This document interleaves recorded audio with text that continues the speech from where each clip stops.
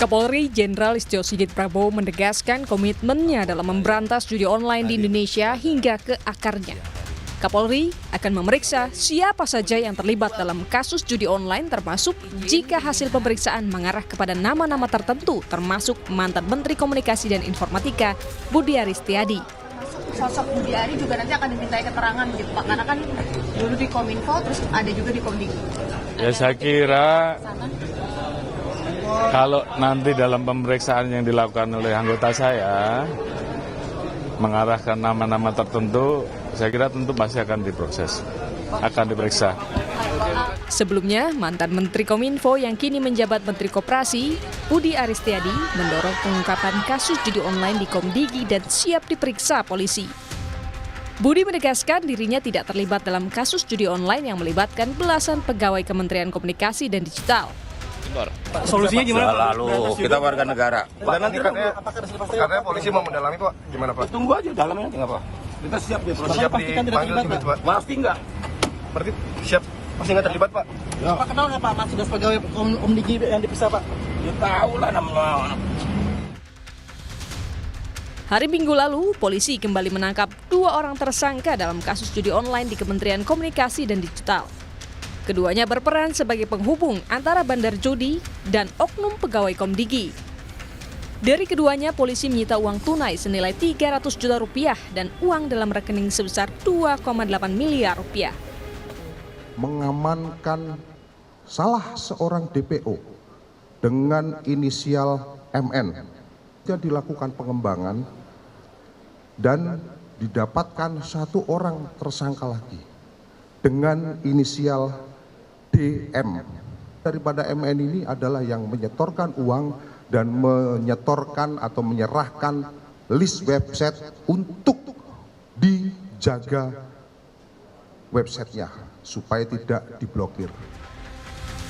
Hingga hari ini, polisi telah menetapkan 18 tersangka dalam kasus judi online di Kementerian Komunikasi dan Digital. 10 orang diantaranya merupakan pegawai Komdigi dan 8 orang lainnya merupakan warga sipil.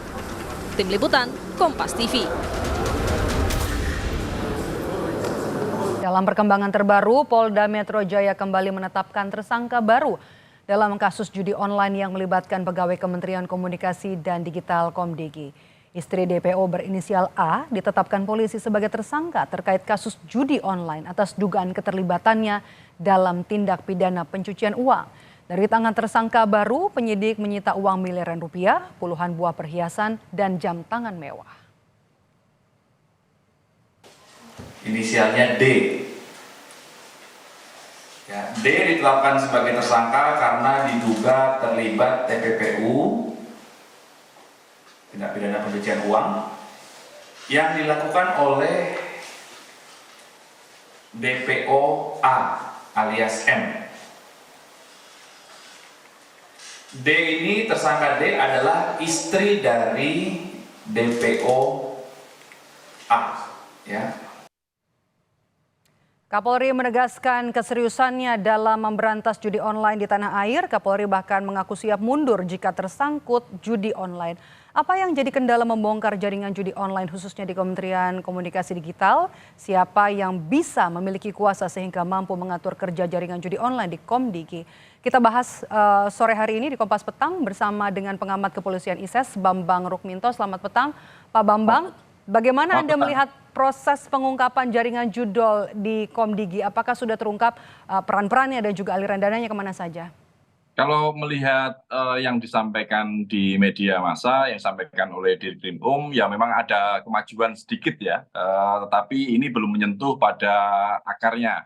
Karena kalau yang ditangkap terakhir ini adalah penghubung, tentu ada pihak-pihak yang lebih di atas yang memberikan dana untuk diberikan kepada oknum-oknum di Komdigi. Makanya memang harus ada penyelidikan yang lebih intensif terkait ini. Karena kalau tidak ya ini akan hanya sebatas operator-operator di lapangan, tapi tidak menyentuh pada akarnya, yakni otak pelaku atau bandar.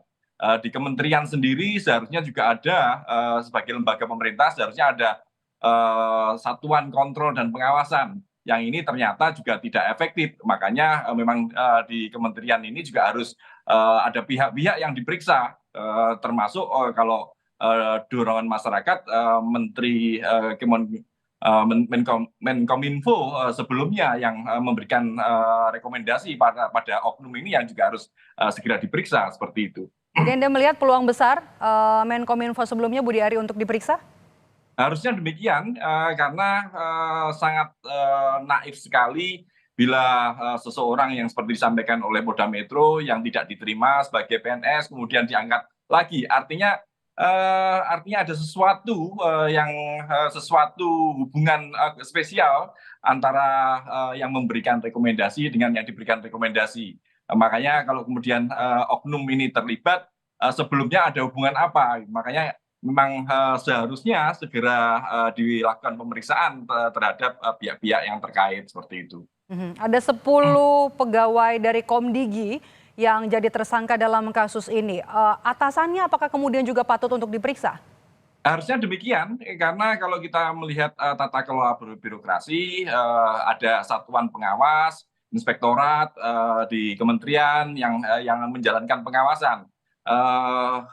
Apalagi kalau kita melihat lokus dari oknum-oknum ini kan bukan di institusi di area Komdigi, tapi di luar. Ini juga menjadi pertanyaan mengapa bisa di sana pengelolaan penutupan akun-akun situs-situs judi online ini kenapa di luar malah di Bekasi seperti itu. Makanya ini tentu ada yang memberikan izin untuk dilakukan di sana seperti itu.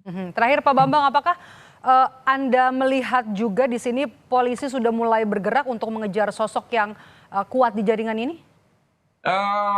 Arahnya ke sana. Cuma saya melihat memang harus ada pendalaman-pendalaman ya. Tetapi kalau ini hanya sebatas itu saja ya sangat disayangkan sekali. Karena judi online ini kan kalau melihat data dari PPATK juga menyasar hampir 100.000 anggota kepolisian dan TNI.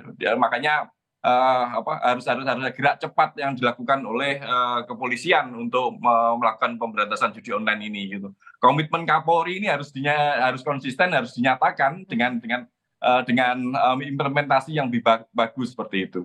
Kita tunggu langkah selanjutnya. Terima kasih Bambang Rukmito, pengamat kepolisian dari ISES sudah bergabung bersama kami di Kompas Petang. Sehat selalu Pak Bambang.